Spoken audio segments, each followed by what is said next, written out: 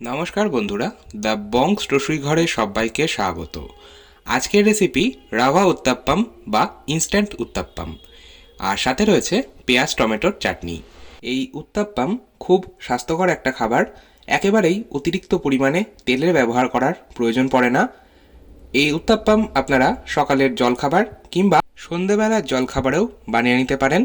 বানাতে সময় খুব কম লাগে। আসুন দেখে নেওয়া যাক আমার আজকের এই ভিডিওটা।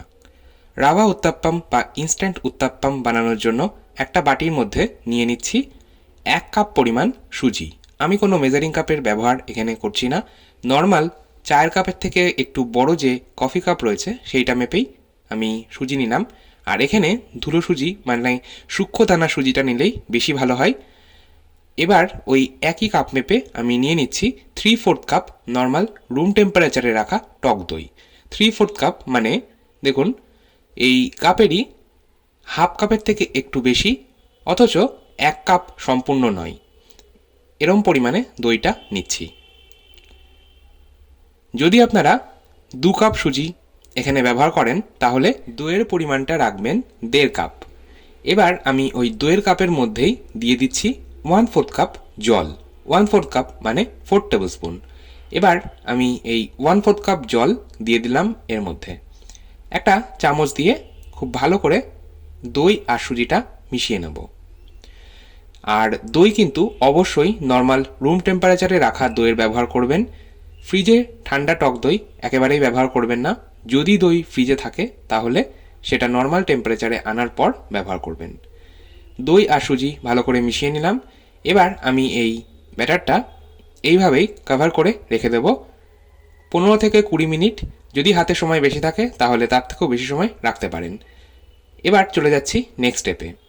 পেঁয়াজ টমেটোর চাটনি বানাবো। তার জন্য আমি 2টো মিডিয়াম সাইজের টমেটো আর 2টো মিডিয়াম সাইজের পেঁয়াজ নিয়েছি।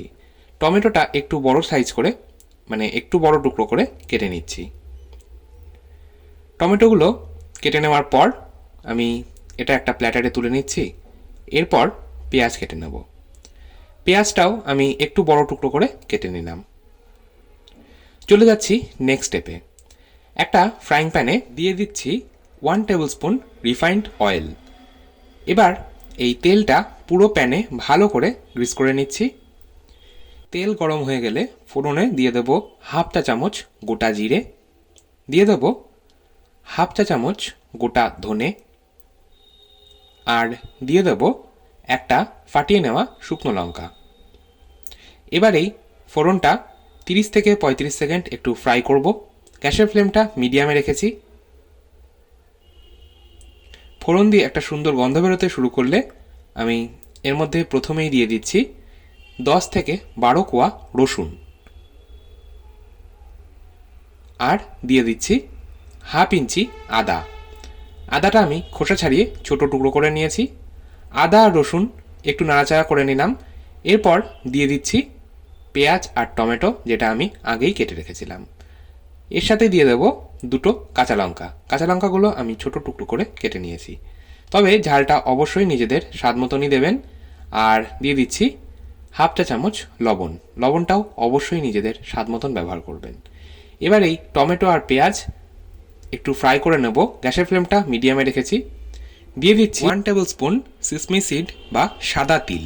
সাদা তিল দেওয়াটা অপশনাল, যদি দেন তাহলে স্বাদটা ভালো হয়, তবে যদি আপনাদের দিতে অপছন্দ হয় তাহলে স্কিপ করতে পারেন। দিয়ে দিলাম 1 টেবিল স্পুন রোস্টেড চানা আর 1 টেবিল স্পুন রোস্টেড পিনাট। এবার দিয়ে দিচ্ছি চিনি। এটা আমি 1 চা চামচ দিলাম। মিষ্টিটাও অবশ্যই নিজেদের স্বাদ মতন দেবেন। এবার এই সমস্ত কিছু ভালো করে একবার মিশিয়ে নিচ্ছি। গ্যাসের ফ্লেমটা মিডিয়ামে রেখেই এটা ফ্রাই করব। টমেটোটা যতক্ষণ না সেদ্ধ হচ্ছে ততক্ষণ এটা ফ্রাই করতে হবে। গ্যাসের ফ্লেমটা বন্ধ করে দিলাম। টমেটো খুব ভালোভাবে সেদ্ধ হয়ে গেছে। এবার আমি এটা ঠান্ডা করে নেব। ফিরে এলাম 15 মিনিট পর। দেখুন এই টমেটো আর পেঁয়াজের মিক্সচারটা ঠান্ডা হয়ে গেছে। আমি একটা মিক্সিং জারের মধ্যে এটা নিয়ে নিলাম। এবার এর মধ্যে আরও একটা উপকরণ আমি দেব। দিয়ে দিচ্ছি ছোট চায়ের কাপের হাফ কাপ তেঁতুল জল। এই তেঁতুল জল দিলে এই চাটনির স্বাদ কিন্তু আরও দ্বিগুণ মাত্রায় বেড়ে যায়। আর এখানে কিন্তু পাতিলেবুর রস ব্যবহার করলে একেবারেই হবে না, তেঁতুল জল ব্যবহার করলেই স্বাদটা বেশি ভালো হবে। আমি এবার মিক্সিং জারের ঢাকনা বন্ধ করে এটার একটা মিহি পেস্ট তৈরি করে নেব। কোনো রকম জলের ব্যবহার করার প্রয়োজন নেই। দেখুন এটার মিহি পেস্ট তৈরি করে নিয়েছি। এবার এই টমেটো আর পেঁয়াজের চাটনিটা আমি একটা আলাদা পাত্রে ঢেলে নিচ্ছি।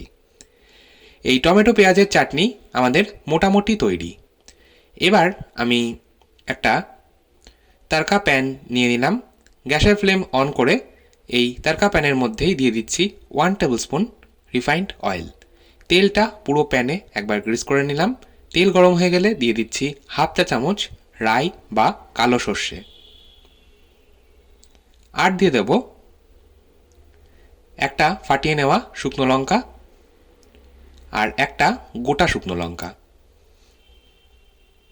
দিয়ে দেব 1 চা চামচ বিউলির ডাল বা উড়দ ডাল বা মাসকলাই বা সাদা কলাই, যেটাই আপনারা বলেন। আর দিয়ে দেব 1 চা চামচ চেনা ডাল বা ছোলার ডাল। দিয়ে দিচ্ছি 10 থেকে 15টা ফ্রেশ কারি পাতা,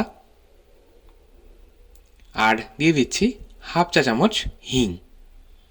এবার এই ফোড়ন বা তরকাটা গ্যাসের ফ্লেম একদম লোতে রেখে ফ্রাই করব 30 থেকে 35 সেকেন্ড।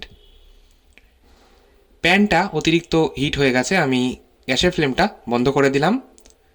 ফোড়ন বা তরকাটা ফ্রাই করা হয়ে গেলে আমি এই তরকাটা আগে থেকেই তৈরি করে রাখা টমেটো আর পেঁয়াজের চাটনির মধ্যে অল্প অল্প করে দিয়ে মিশিয়ে নিচ্ছি।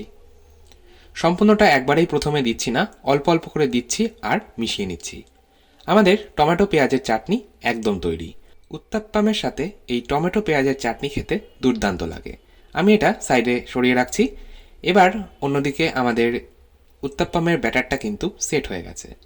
যেহেতু এতে সুজি রয়েছে, সুজি প্রচণ্ড জল টানে, সেই জন্য ব্যাটারটা বেশ ঘন হয়ে গেছে।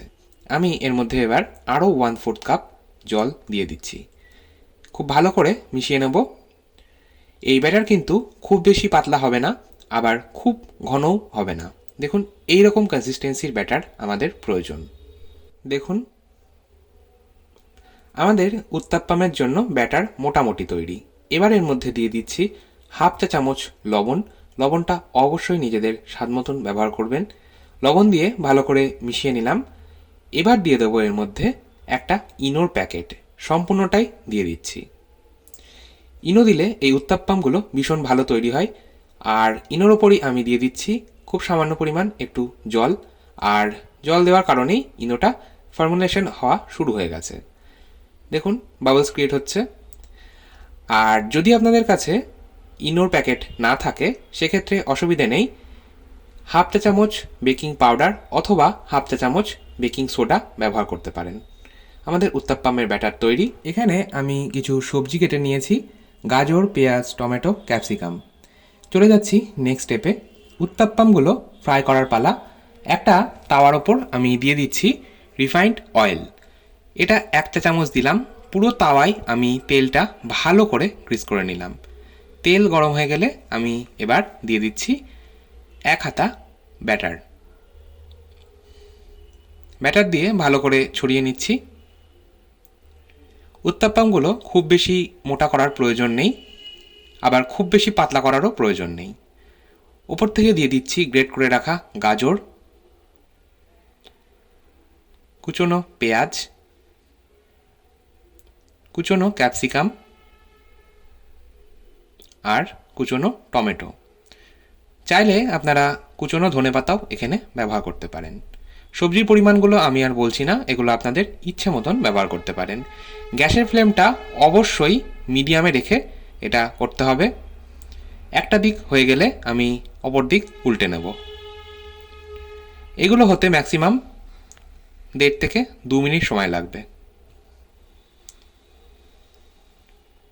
আমাদের উত্তাপ্পাম একটা তৈরি হয়ে গেল। এটা আমি একটা আলাদা প্ল্যাটারে তুলে নিচ্ছি। এইভাবে আমি বাকি উত্তাপ্পামগুলো তৈরি করে নেব। দেখুন ওপরটা যেই ড্রাই হয়ে আসবে বুঝবেন একটা দিক হয়ে গেছে। আপনারাও বাড়িতে অবশ্যই এইভাবে একবার ট্রাই করে দেখুন, আশা করছি আপনাদেরও কিন্তু ভীষণই ভালো লাগবে। আর আমার ভিডিওটা ভালো লাগলে অবশ্যই একটা লাইক দেওয়ার অনুরোধ রইল। আর আমার ভিডিও সবার আগে আপনার কাছে পৌঁছতে চ্যানেলটা সাবস্ক্রাইব করে পাশে থাকা বেল আইকনটা প্রেস করে দিন। আবার চলে আসবো নতুন কোনো ভিডিও নিয়ে। আমি উত্তাপ্পাম সার্ভ করছি টমেটো পেঁয়াজের চাটনির সাথে। আজকের মতো এই পর্যন্তই। ভালো থাকুন, সুস্থ থাকুন, ধন্যবাদ।